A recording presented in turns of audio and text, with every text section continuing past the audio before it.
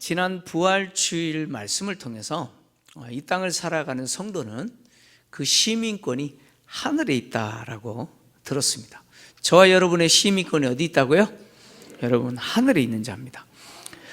우리의 시민권은 하늘에 있고, 또 우리의 시민권이 있는 그 하늘로부터 우리를 구원하시는 자 예수 그리스도께서 다시 오실 겁니다. 우리는 오시는 그분을 기다리는 자로 살아야 되고, 그렇게 다시 오시는 주님은 우리의 이 낮은 몸을 주님의 그 영광의 몸의 형체와 같이 변형시켜 주실 것입니다. 그래서 우리는 주님의 오심을 기다리는 자로 살아야 되는데, 그 기다림의 목적은 부활입니다. 우리의 부활이죠. 근데 또 하나의 이유가 있습니다.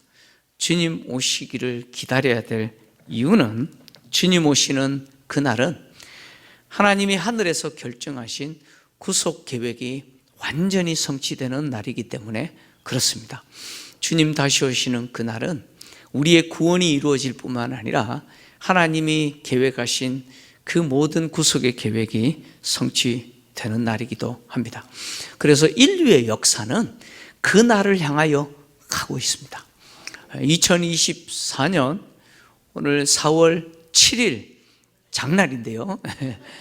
장날인데, 우리가 살아가고 있는 이 역사는 주님이 오시는 그날을 향하여 가고 있습니다.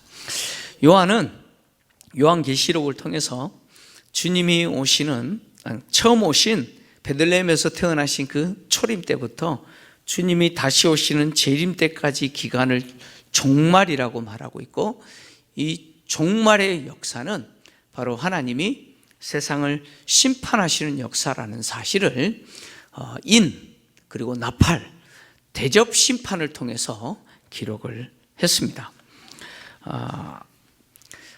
하나님이 예수님이 처음 오셨던 초림과 다시 오시는 재림 때까지의 기간인 이 종말에 하나님이 행하시는 이 심판의 역사는 바로 하나님이 하늘에서 결정하신 것이고, 또 성도들의 기도의 응답으로 행하시는 심판이죠. 그래서 인과 나팔과 이 대접 심판은 주님이 다시 오실 때까지 인간 역사 속에서 일어나는 일들입니다. 오늘부터 이제 7가지 나팔 심판에 대해서 우리가 다루게 되는데, 오늘 요한은 이 나팔 심판을 7번째 인을 떼시는 심판 내용 속에 포함시켰잖아요. 그죠? 그래서 7번째 인을 떼실 때 이 나팔 심판이 준비되는 모습을 기록을 했습니다. 그리고 드디어 이제 7 나팔 심판이 이제 시행되는데, 이 나팔이 하는 역할은 구약 성경을 보니까 다양한 역할을 했습니다. 특히 민수기를 보면 이스라엘 백성들을 회집하는, 모으는 역할을 하기도 했고, 또 이스라엘 12지파가 진행할 때, 행진할 때 행진, 즉 진행하는 신호의 역할을 나팔이 하기도 했습니다. 그리고 또 전쟁을 알리는 신호 역할을 하기도 했고, 또 나팔절과 같은 7월 1일 나팔절이잖아요. 나팔절, 또 초막절, 이런 절기를 알리는 그런 역할을 하기도 했습니다. 그리고 또 심지어 이스라엘의 왕이 즉위할 때 왕의 대관식을 알리는 역할을 나팔이 하기도 했습니다. 그리고 스바냐서를 보면 이 나팔이 하는 역할이 어떤 역할이냐, 여호와의 진노의 날을 알리고 심판을 경고하는 역할을 하기도 했습니다. 스바냐서 1장 14절에서 16절을 좀 같이 읽겠습니다. 시작. 여호와의 큰 날이 가깝도다. 가깝고도 빠르도다. 여호와의 날의 소리로다. 용사가 거기서 심히 슬피 우는도다. 그날은 분노의 날이요, 환난과 고통의 날이요, 황폐와 패망의 날이요, 캄캄하고 어두운 날이요, 구름과 흑암의 날이요, 나팔을 불어 경고하며 견고한 성읍들을 치며 높은 망대를 치는 날이로다. 아멘. 스바냐서에서는 이 나팔이 여호와의 진노의 날을 알리는 심판을 선포하는, 경고하는 역할을 하고 있습니다. 마찬가지로 우리가 살피게 될 이 7 나팔 심판도 바로 하나님의 심판을 알리는 역할을 하죠. 심판을 알리고 경고하는 역할을 합니다. 특히 이 7 나팔이 하나님의 심판을 알리는 역할을 한다는 점에서 구약에서 이스라엘 백성들이 가나안 땅에 들어가서 여리고 성을 정복할 때 그때 나팔이 했던 역할과 같습니다. 여러분, 이스라엘 백성들이 가나안 땅으로 들어가서 여리고 성을 정복했을 때 어떻게 정복했나요? 여리고 성을 어떻게 정복했습니까? 하나님 모세에게, 이스라엘 백성들에게 7일 동안 하루에 한 바퀴씩 돌라고 그랬습니다. 그리고 마지막 날 7일째는 7바퀴 돌라 그랬죠. 이렇게 여리고 성을 돌 때 7 제사장에게 7 양각나팔을 가지고 앞서서 불면행진하라고 했습니다. 그래서 6일 동안은 하루에 한 바퀴씩 제일 앞에 7 양각나팔을 들고 있는 제사장들이 그 양각나팔을 불면서 이스라엘 백성들이 여리고성을 돌았습니다. 마지막 날에는 7바퀴를 돌 때 7바퀴를 다 돌고 나서 이 7 양각나팔을 들고 있는 제사장이 양각나팔을 부는데 다르게 불었어요. 어떻게 부느냐? 길게 불고, 무 하고 길게 불라는 거예요. 길게 불고 나면 그 나팔 소리와 함께 이스라엘 백성들이 와 하고 함성을 지르면 여리고성이 무너질 거다라고 말씀하셨습니다. 이 말씀대로 그대로 이루어졌고 여리고성이 함락되었습니다. 그 내용이 여호수아서 6장에 기록되어져 있습니다. 이때 여리고 성에 있는 여리고 백성들에게 이 나팔 소리는 어떤 의미예요? 이스라엘 백성들이 여리고 성을 점령하기 위해서, 정복하기 위해서 왔어요. 그리고 여리고 성을 매일 한 바퀴씩 도는데 제일 앞에서 7 제사장이 7 양각나팔을 부하고 불고 행진을 해요. 그들의 귀에 들리지는 이 나팔 소리는 무슨 역할을 합니까? 하나님의 심판을 선언하는 심판의 나팔 소리죠. 뿐만 아니라 이 나팔 소리는요, 구약에서 이스라엘 백성들에게는 어떤 의미가 있냐면 지극히 거룩하시고 두려우신 하나님의 임재를 알리는 역할을 합니다. 하나님이 이스라엘 백성들을 애굽에서 건져내시고 시내산에서 이스라엘 백성들을 만나실 때 하나님은 이 나팔 소리 가운데서 이스라엘 백성들을 만나셨습니다. 그 내용이 출애굽기 19장에 기록되어 있는데 출애굽기 19장 16절에서 19절을 같이 좀 읽겠습니다. 같이 읽습니다. 시작. 셋째 날 아침에 우레와 번개와 빽빽한 구름이 산 위에 있고 나팔 소리가 매우 크게 들리니 진중에 있는 모든 백성이 다 떨더라. 모세가 하나님을 맞으려고 백성을 거느리고 진에서 나오매 그들이 산 기슭에 서 있는데 시내산의 연기가 자욱하니 여호와께서 불 가운데서 거기 강림하심이라. 그 연기가 옹기가마 연기같이 떠오르고 온 산이 크게 진동하며 나팔 소리가 점점 커질 때에 모세가 말한즉 하나님이 음성으로 대답하시더라. 아멘. 하나님이 이스라엘 백성들을 만나시기 위해서 시내산에 임재하실 때 우레와 번개와 빽빽한 구름과 함께 무엇이 있었어요? 나팔 소리가 있었어요. 그 나팔 소리 가운데 하나님이 임재하셨어요. 이 나팔 소리는 이스라엘 백성들에게 있어서 하나님이 지극히 거룩하신 분이요 두려운 분이심을 드러냅니다. 마찬가지로 요한계시록에 기록된 7 나팔 심판도 뭘 보여주느냐? 하나님은 지극히 거룩하신 분일 뿐만 아니라 절대적인 주권을 갖고 계시고 세상을 통치하시고 심판하시는 분이시라는 사실을 드러내는 역할을 합니다. 분명한 것은 이 나팔 심판은 하나님의 백성들, 교회를 향한 것이 아니라는 것이죠. 이 나팔 심판의 대상은 지독하게 하나님을 대적하고 그 적개심을 가지고 회개하지 않는 세상에 대한 심판이죠. 그러니까 인도 마찬가지고 나팔도 마찬가지고 대접 심판은 우리에게 대한 심판이 아니에요. 우리가 대상이 아니고 세상이 대상이죠. 그리고 또 이 심판의 강도는 점점 강해지잖아요.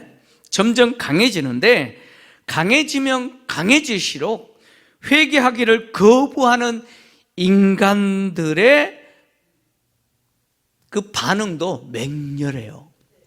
인간들이요, 회개하기를 거부하면서 맹렬하게 하나님을 대적해요. 7 나팔 심판도요, 7 대전 심판과 구조가 같아요. 그래서 이 앞에 첫 번째부터 네 번째까지 나팔 심판은 하나의 이야기를 합니다. 동일한 이야기를 해요. 주제가 동일합니다. 메시지가 동일해요. 그것은 뭐냐? 땅에 대한 심판이에요. 특히 첫 번째 나팔부터 네 번째 나팔까지 부는 이 심판의 내용은 땅에 임하는 심판의 내용입니다. 그리고 5번째와 6번째 나팔 심판은 땅에 거하는 자들, 특히 하나님을 대적하는 자들, 그리고 또 짐승의 나라에 대한 심판의 내용을 담고 있습니다. 이 심판과 마찬가지로 이 나팔 심판도 6번째 나팔 심판과 7번째 나팔 심판 사이에 삽입된 내용이 등장합니다. 그리고 인을 떼시는 심판의 내용과 비교했을 때 이 나팔 심판의 내용은 그 강도가 더 강해지죠. 심판의 내용이 더 심화됩니다. 인을 떼시는 심판의 내용을 우리가 보았는데 네 번째 인을 뗐을 때 청황색 말이 등장하고 그 탄자가 등장했는데 그 탄자가 누구였어요? 사망이고 그 뒤에 음부가 따랐잖아요. 그 사망과 음부가 땅의 권세 4분의 1을 가졌고 그 4분의 1을 가졌고 그 권세로 검과 흉년과 또 전염병과 사망이죠. 사망과 땅의 짐승들로 죽이는 모습을 우리는 보았습니다. 그때 등장했던 것이 4분의 1의 권세였잖아요. 그 4분의 1이 이 나팔 심판에서는 3분의 1로 심화되고 확장됩니다. 여러분 4분의 1이 큽니까? 3분의 1이 큽니까? 4가 크니까 4분의 1이 큰 거예요. 4분의 1은 25%고요. 3분의 1은요 33.3%예요. 그러니까 3분의 1이 더 커요. 더 커요. 그러니까 인심판보다 이 나팔 심판이 더 강하고 심화된다라는 것을 보여줍니다. 그러니까 심판의 내용이 더 확장되죠.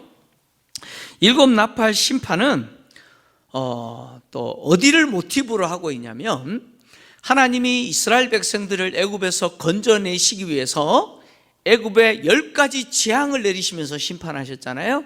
그 애굽에 내린 심판을 모티브로 합니다. 그래서 이 나팔 심판과 대접 심판을 이해하기 위해서는 반드시 애굽에 내렸던 심판의 내용을 배경으로 살펴야 됩니다.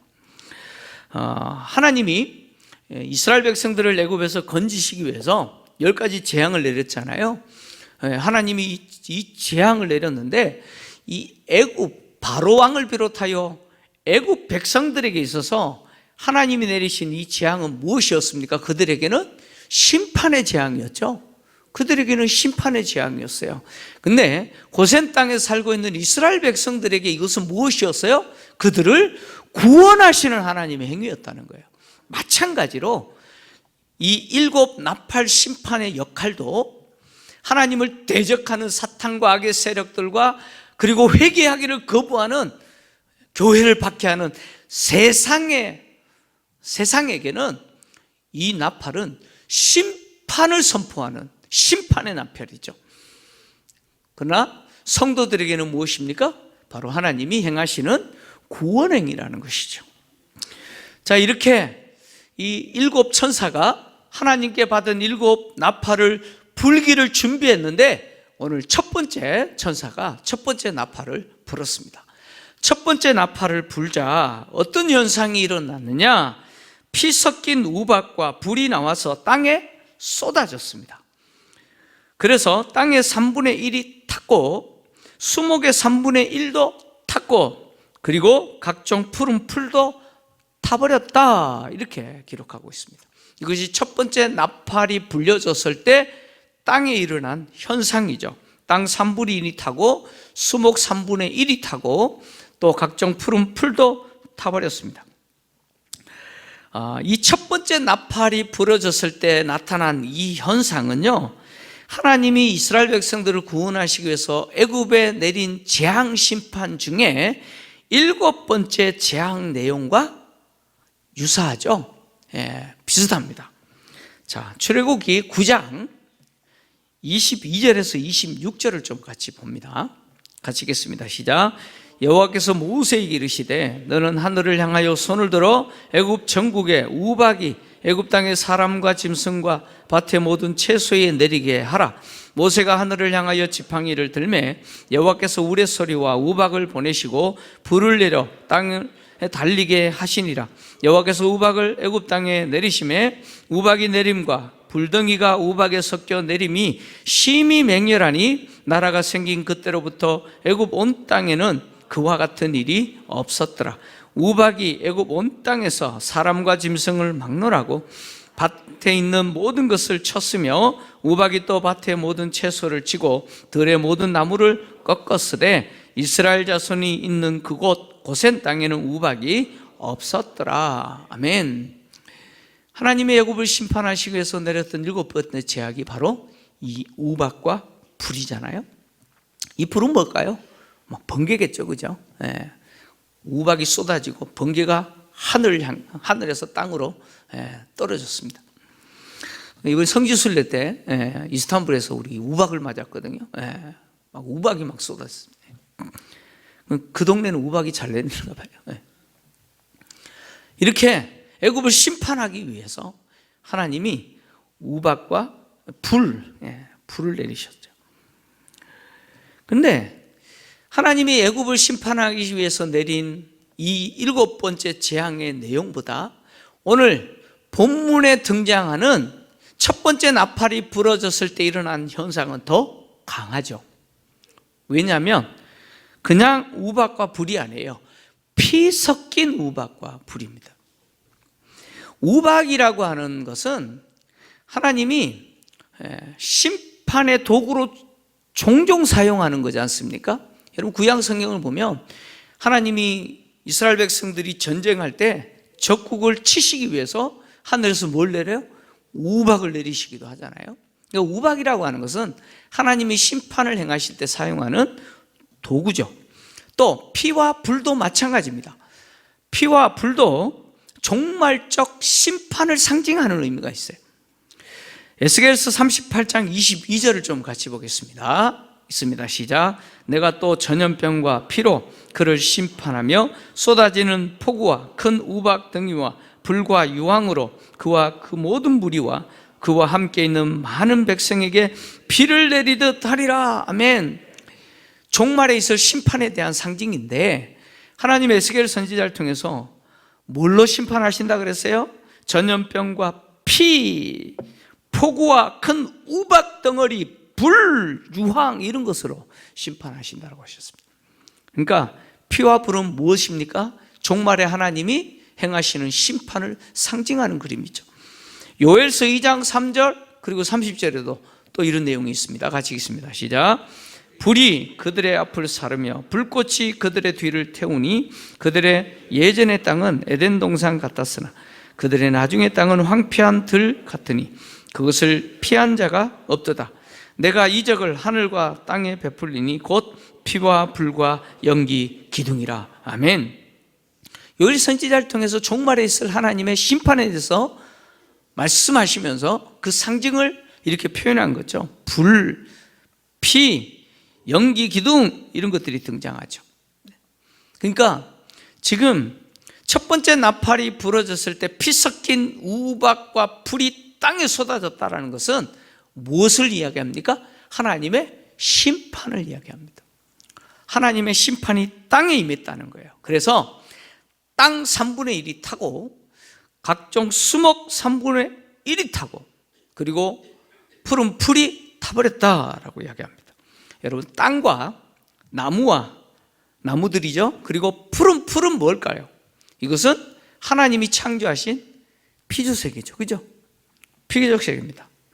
다시 말하면 이것들이 타버렸다라고 하는 것은 창조 질서가 뭐예요? 지금 파괴되고 무너지고 있는 모습이죠. 붕괴되고 있는 모습입니다. 창세기 1장 11절에서 12절을 보면 하나님이 천지를 창조하실 때 이것들을 창조하셨다고 얘기합니다. 같이 읽습니다. 시작.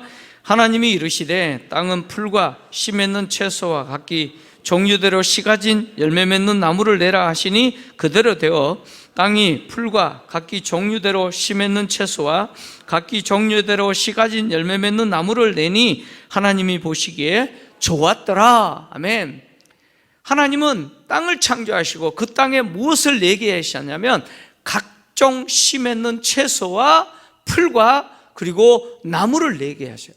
그리고 그것을 하나님 보시기에 좋았더라 라고 했어요. 그렇게 하나님 창조하시고 보시기에 좋았던 그것들이 지금 어떻게 되고 있어요? 타버렸어요. 3분의 1이나. 그러니까 파괴됐다는 거예요. 하나님이 창조하신 창조 질서가 무너지고 있는 것이죠. 특히 땅을 창조하신 하나님의 그 창조 질서, 어쩌면 피조 세계가 지금 뭐예요? 지금 무너지고 있는 것이죠. 본문에 등장하는 이 수목은요, 수목은 뭘 의미하냐면 그 유실수를 이야기합니다. 유실수. 특히 지중해를 중심으로 한 그 나라들에서 자라는 유실수 있죠. 올리브, 그 다음에 무화과 나무, 포도나무와 같은 유실수를 이야기합니다. 이런 나무들의 3분의 1이 타버렸다 이렇게 이야기하죠. 하나님이 창조하시고 보기에 좋았더라 라고 하셨던 그 땅과 그 땅에서 나오는 풀과 채소와 실수 나무들이 타버렸어요. 이것은 인간에게 있어서 인간의 타락으로 인해서 이런 피조 세계가 함께 타락했고 또 저주를 받아서 파괴되고 있는 모습을 보여주고 있는 것이죠. 인간의 타락은 단지 인간의 타락으로 끝난 게 아니에요. 피조 세계의 타락과 파괴로 이어졌죠. 그래서 인간의 타락으로 인해서 피조 세계가 타락하고 파괴되어졌기 때문에 피조 세계도 뭘 기다리냐면 인간의 구원을 기다려요. 바울은 이것을 로마서 8장에 기록했는데 로마서 8장 19절에서 22절을 좀 같이 읽겠습니다. 같이 읽습니다. 시작. 피조물이 고대하는 바는 하나님의 아들들이 나타나는 것이니 피조물이 허무한데 굴복하는 것은 자기 뜻이 아니요 오직 굴복하게 하시는 이로 말미암음이라. 그 바라는 것은 피조물도 썩어짐의 종로로 단져서 해방되어 하나님의 자녀들의 영광의 자유에 이르는 것이니라. 피조물이 다 이제까지 함께 탄식하며 함께 고통을 겪고 있는 것을 우리가 아느니라. 저는 외웠기 때문에 이렇게 보고 하는 거예요. 자, 피조물이 뭘 고대해요? 누가 나타나기를 기다려요? 하나님의 아들들이 나타나기를.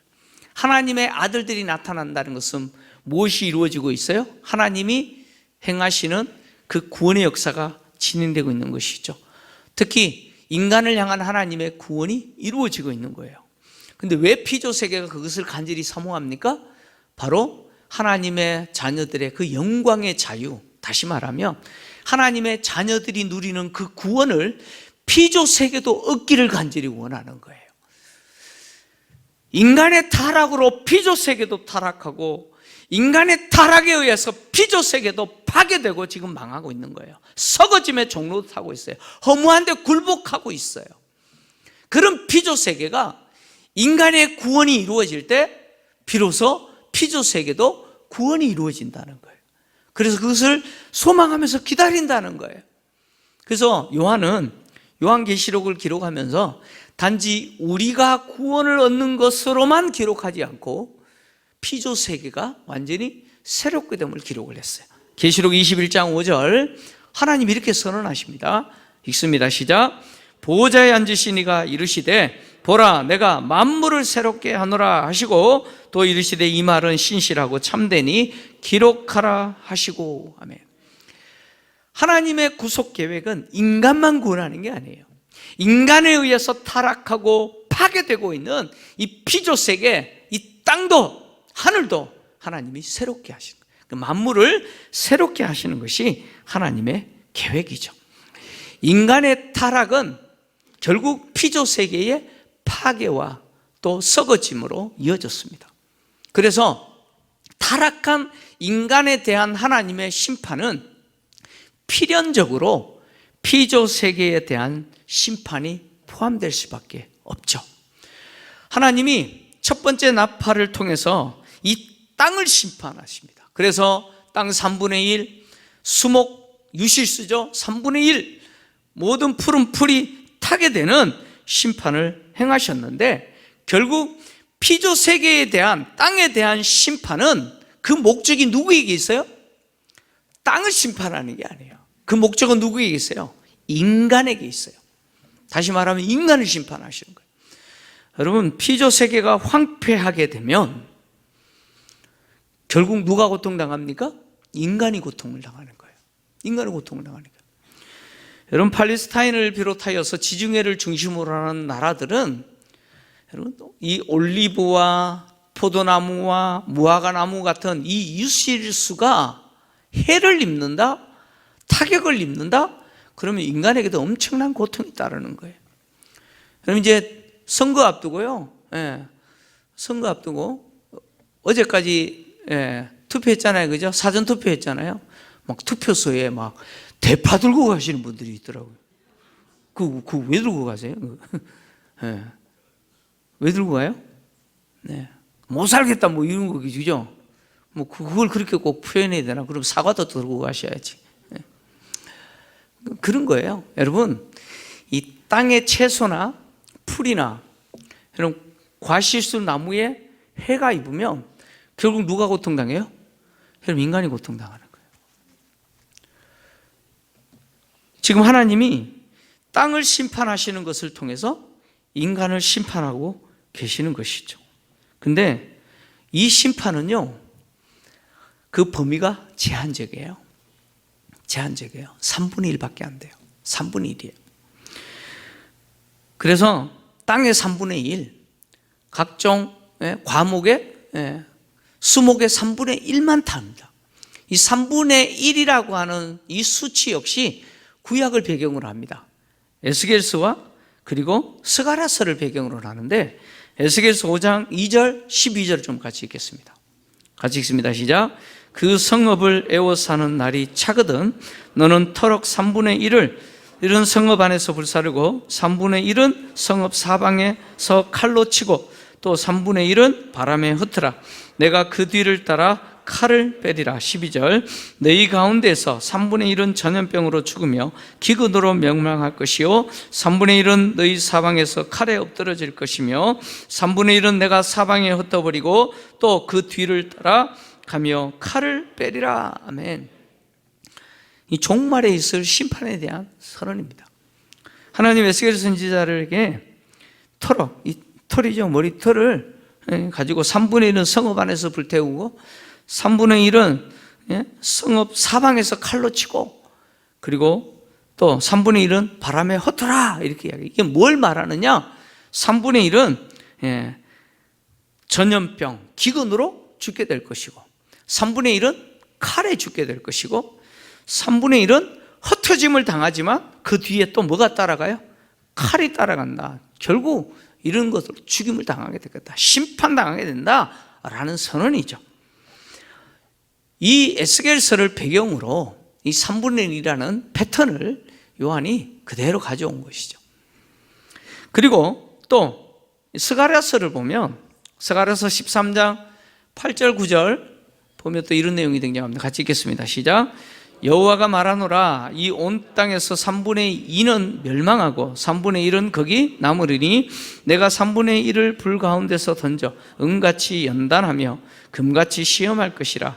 그들이 내 이름을 부르리니 내가 들을 것이며 나는 말하기를 이는 내 백성이라 할 것이요 그들은 말하기를 여호와는 내 하나님이시라 하리라. 아멘. 이 스가랴서를 보니까 3분의 2는 멸망해요. 1이 아니고 3분의 2가 멸망당하고 3분의 1은 하나님의 백성이에요. 그래서 연단하시죠. 그죠? 연단하시는데 여기에 3분의 2라고 표현했는데 요한계시록은 이 스가랴서의 이 내용을 역설로 이용하는 거예요.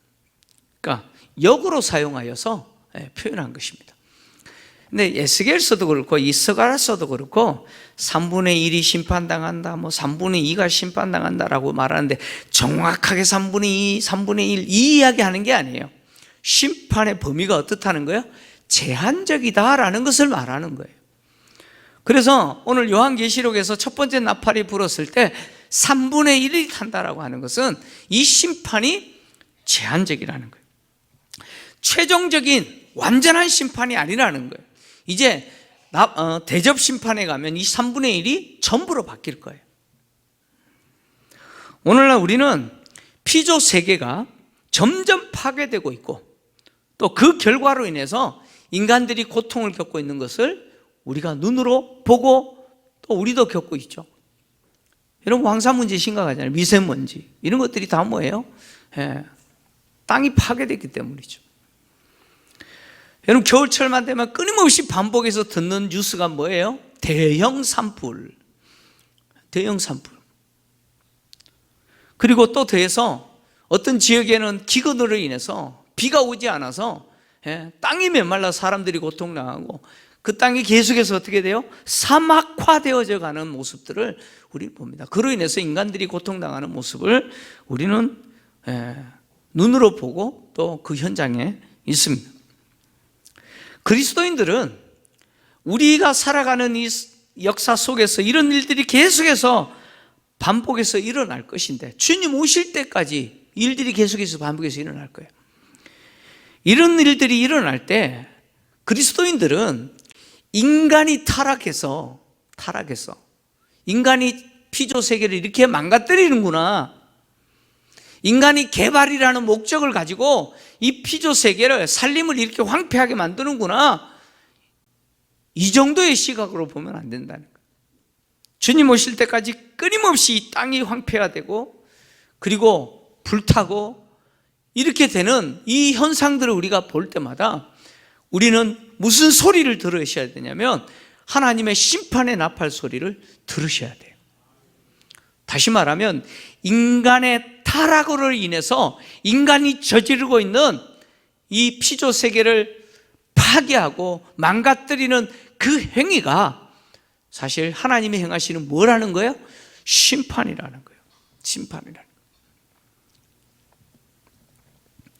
사탄과 악의 세력들과 하나님을 대적하고 지독하게 회개하기를 거부하는 세상을 향한 하나님의 심판의 나팔 소리를 우리는 들을 수 있어야 돼요. 그래서 그런 일들이 우리 눈앞에 일어날 때마다 우리는 누구를 보셔야 되냐면 주님을 보셔야 돼요. 다시 오실 주님을 바라보셔야 돼요. 그리고 우리가 살아가는 이 역사가 주님 오시는 그날을 향하여 가고 있구나라고 하는 것을 생각하셔야 돼요. 그리고 썩어질 세상, 소망 없는 세상에 마음 두지 마시고 그곳에 우리의 눈을 두지 마시고 우리의 마음과 눈을 하늘에 두십시오. 다시 오실 주님께 두십시오. 그리고 그런 일들이 있을 때마다 우리의 신앙을 다시 점검하시고 주님이 나에게 주신 사명, 그 역할 더 열정적으로 뜨겁게 감당하시기 바랍니다. 그래서 이런 일이 있을 때마다 세상을 향하여 사는 것이 아니라 다시 오실 주님을 바라보면서 믿음으로 살아가는 그런 삶으로 우리의 삶을 만들어야 되시고 우리의 걸음이 그 믿음으로 뚜벅뚜벅 걸어가는 매일의 삶이 되게 하셔야 됩니다. 주님 오실 때까지 여러분 우리가 사는 세상은 이럴 거예요.